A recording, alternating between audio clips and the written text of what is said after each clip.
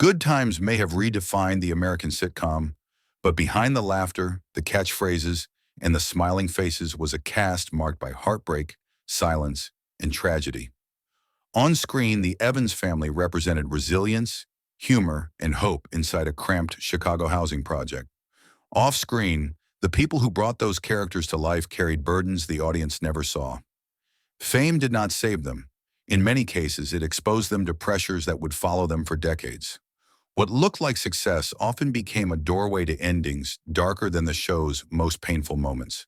Nearly 50 years later, the stories behind Good Times remain so haunting that once you hear them, you'll never watch this classic the same way again.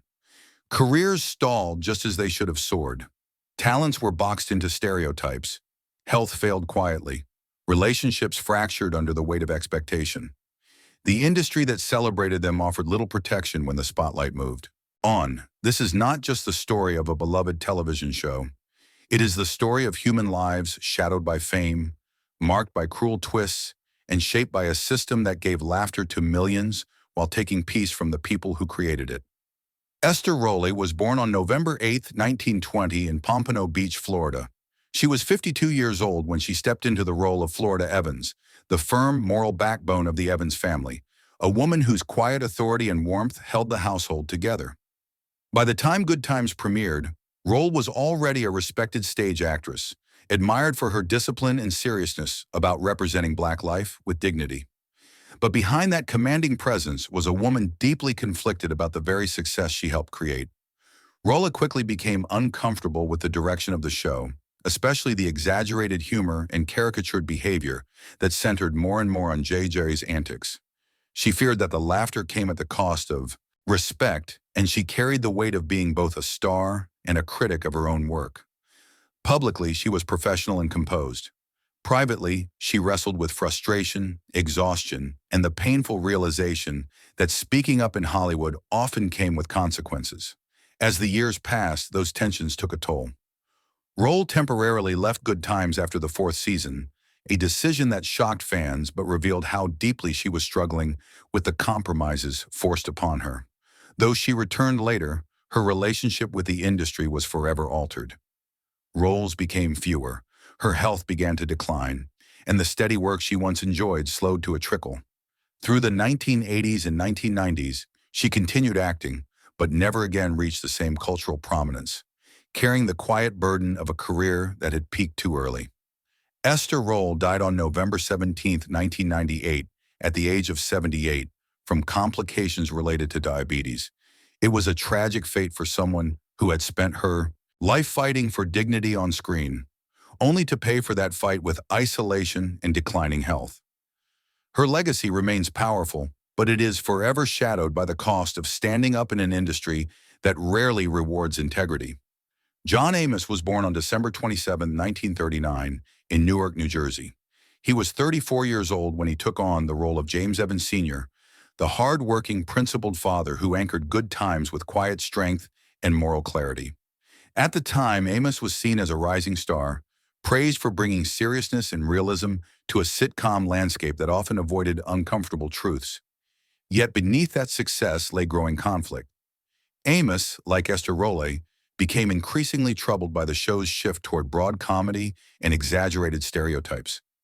He believed James Evans represented something rare on television, a strong Black father figure. When that role began to lose narrative importance, Amos pushed back.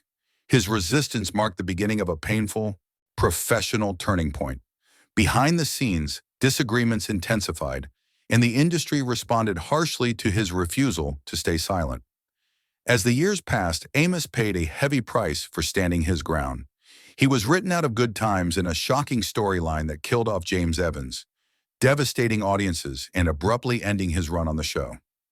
Though Amos continued to work steadily in film and television, including notable roles in dramas and action films, he never fully escaped the shadow of that departure. Opportunities came, but often without the stability or recognition he once seemed destined for. John Amos died on August 21, 2024, at the age of 84, from natural causes. His death marked the end of a life defined by quiet strength and professional sacrifice.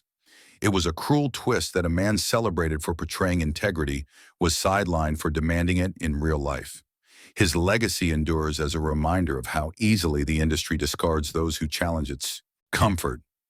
Jimmie Walker was born on June 25, 1947 in Brooklyn, New York.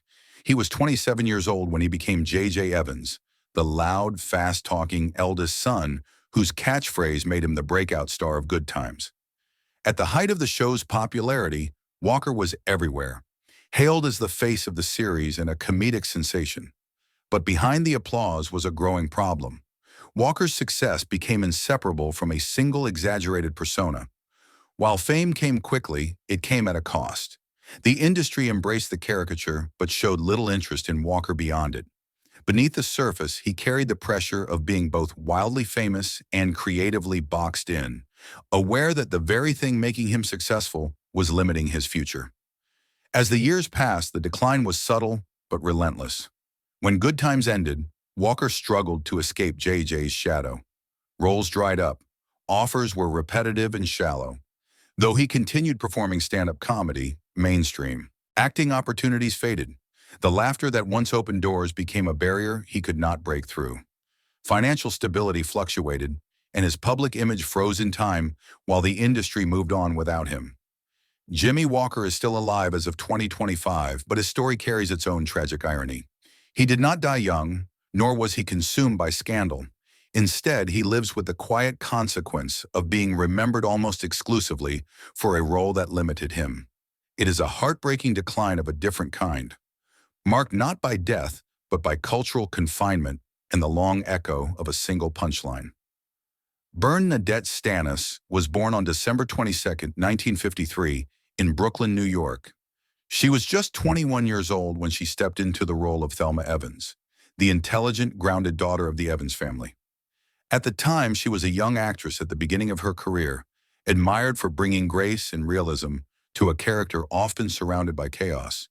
Yet beneath that promising start lay vulnerability. Stanis entered fame without the protection or guidance needed to navigate Hollywood's pressures. While the show brought recognition, it did not bring security. She faced the emotional strain of sudden visibility, unstable relationships, and an industry that offered admiration without longevity. Behind the scenes, her personal life grew complicated, shadowed by financial difficulties and painful experiences that followed her long after the cameras stopped rolling. As the years passed, Stanis struggled to rebuild her life beyond Good Times. Acting roles became sporadic, financial troubles mounted, and she endured multiple divorces that left emotional scars. Through the 1980s and 1990s, she worked tirelessly to regain stability, often far from the spotlight that once promised so much.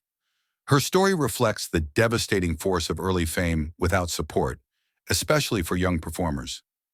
Bern Nadette Stanis is still alive as of 2025, but her journey stands as a tragic reminder that survival itself can come at a high cost. She emerged resilient, yet forever marked by the gap between early promise and the harsh reality that followed. Her legacy is one of endurance rather than triumph, shaped by a system that took more than it gave. Nearly 50 years later, Good Times remains a sitcom masterpiece, celebrated for its humor and cultural impact.